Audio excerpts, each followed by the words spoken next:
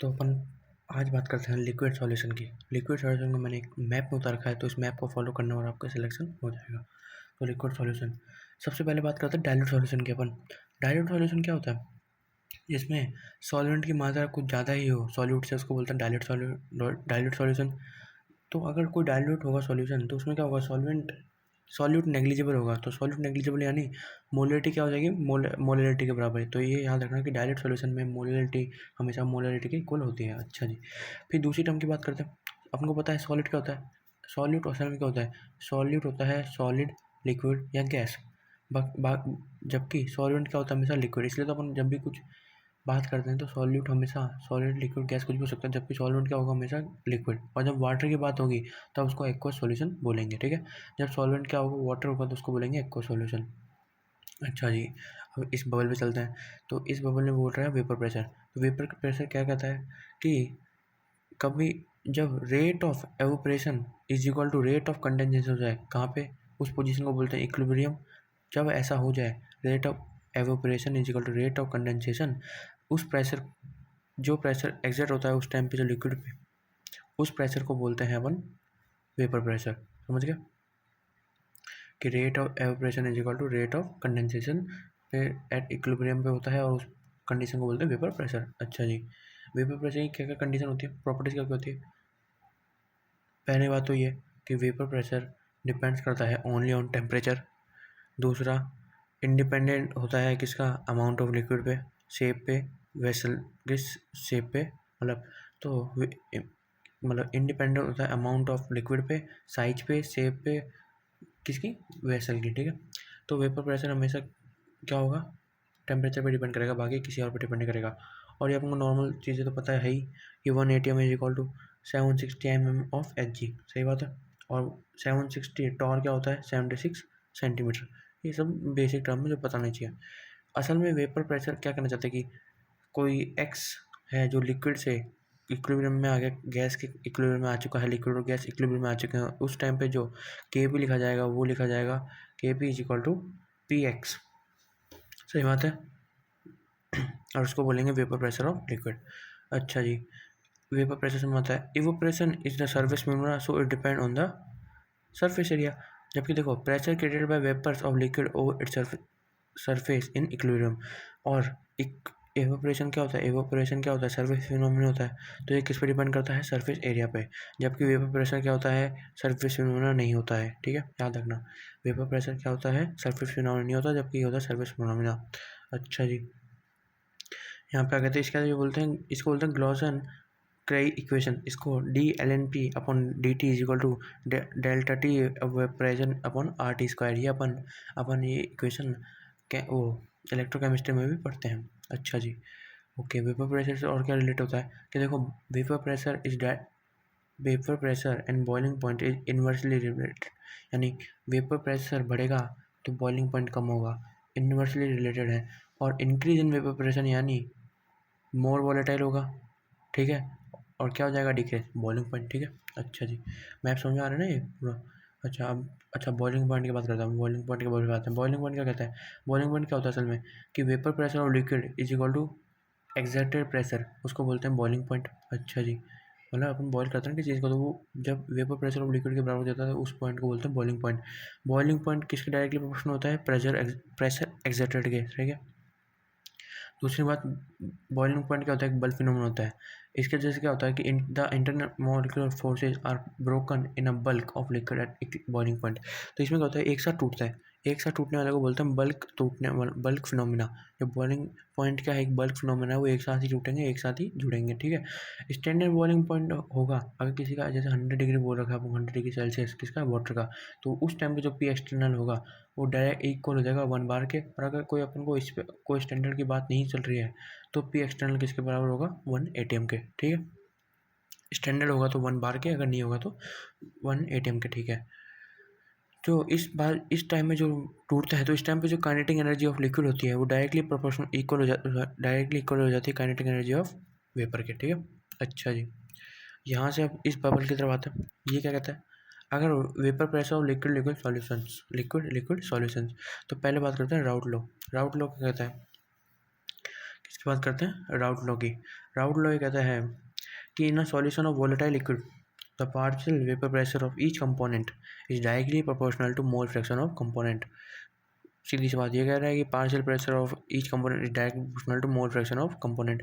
तो यहाँ से इक्वेशन आती है P A partial vapour pressure of component A is equal to partial pressure of pure A into x A. ठीक है, अच्छा जी, P is equal to P not X A. ठीक है, ओके, ग्राफ बनाता है तो पी ए और पी नॉट क्या होता है, स्लोप। ठीक है, अच्छा यहाँ आ गए थे। इसके बाद अपन पार्शियल प्रेशर की बात कर सकते हैं, पार्शियल वेपर प्रेशर कंपोनेंट ए की बात कर सकते हैं। तो अब यहाँ से अगर दो कंपोनेंट आ जाए, अब सॉल्यूशन एक्स ए और एक्स बी है, इनका मोल फ्रैक्शन बने, दो कंपोनेंट है। ठीक है, तो पी ऑफ सॉल्यूशन कैसे लिखा जाता है, P not X A plus P of solution क्या लिखा जाता है, P not A X A plus P not B X B. ठीक है, पी टोटल। ठीक है, अच्छा जी, इसको अपन अलग ऐसे भी लिख सकते हैं और ऐसे भी लिख सकते हो, कन्वर्ट कर सकते हैं, मतलब एक्स ए माइनस एक्स बी से कन्वर्ट कर सकते हैं दूसरे में। ग्राफ बनता है एक्स ए 1 एक्स जी 0 और ये ग्राफ याद हो जाएगा।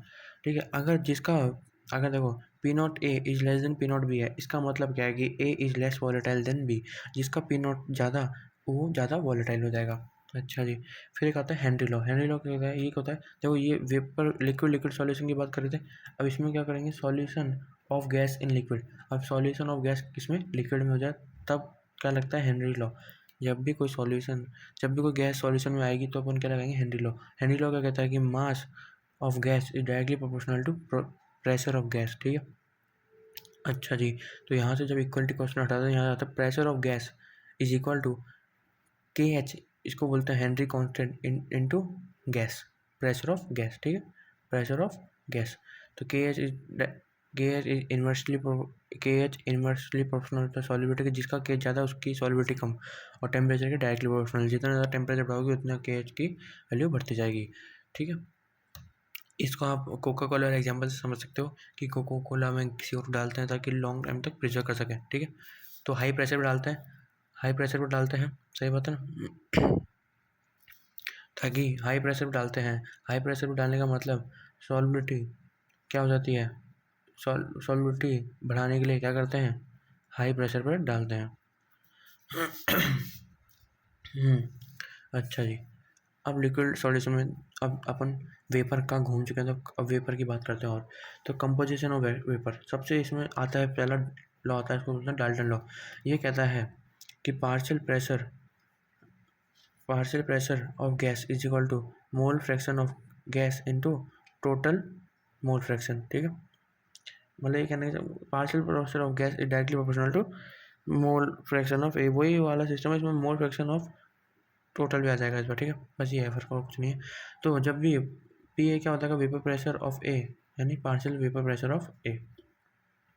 तो जब भी डाल्टन लॉ के क्वेश्चन सॉल्व करना है, आपको ट्रिक क्या लगानी है, Raoult is equal to Dalton वाली ट्रिक लगानी है। इसमें क्या करना है, राउल्ट क्या कहता है, पी नॉट एक्स से, और ये क्या कहता है कि mole fraction total pressure into mole fraction of A, मतलब वेपर प्रेशर ऑफ ए, सही बात है। वाई ए को अपन बोलेंगे जो वेपर्स का प्रेशर है उसको बोल देंगे। ठीक है, तो अगर अपन को निकालना ट्रिक बना चुके हैं तो पी टी की जगह अपन इसको रिप्लेस कर देंगे, यहाँ से ट्रिक निकाल सकते हैं कि Y is equal to P not X A upon P not X A plus P not B X B. ठीक है, ये होती है ट्रिक।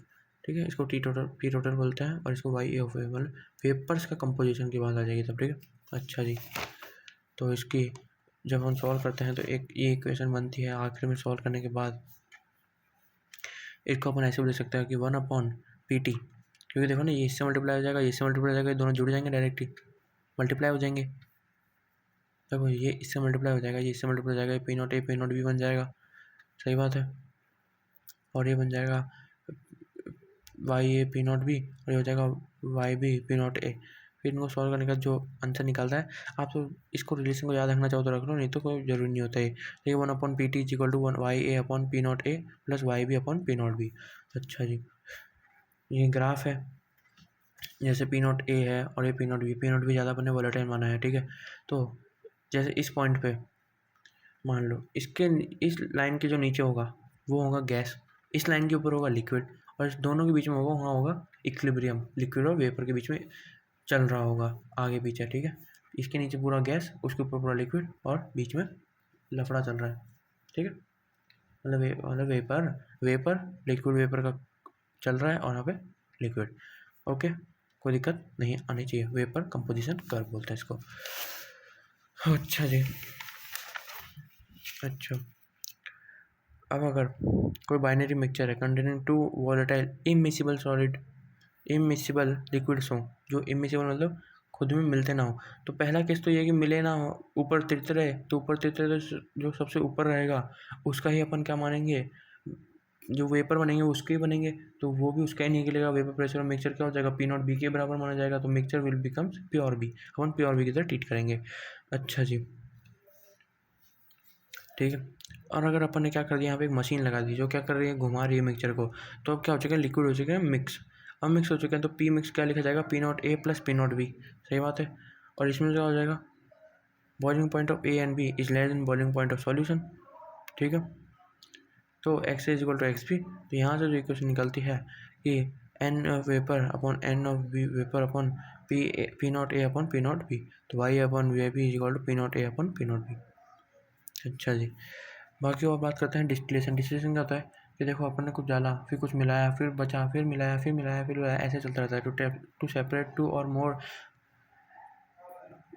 मिसिबल लिक्विड क्या करते हैं अपन, ऐसा करते हैं। इसमें क्या करते हैं, पी नॉट ए को मोनोटाइल मानते हैं, फिर थोड़ा हीट करता है, फिर यहाँ आता है, फिर यहाँ वेपर बनते हैं, फिर यहाँ आ जाता है, फिर आखिर में प्योर ऊपर चढ़ जाता है, वो नीचे रह जाता है, ठीक है। इसको बोलते हैं डिस्टिलेशन। इतना खर्च पूछा नहीं जाता। आइडियल और नॉन आइडियल की बात कर लेते हैं, ठीक है। जो राउल्टो को फॉलो करते हैं उनमें डेल्टा एच मिक्सर भी जीरो, डेल्टा वी मिक्सर भी जीरो, और ये इनको अपन मिक्सचर ऑफ होमोजीनियस सीरीज भी बोलते हैं, ठीक है। अच्छा जी, इसमें क्या होता है, सेम अमाउंट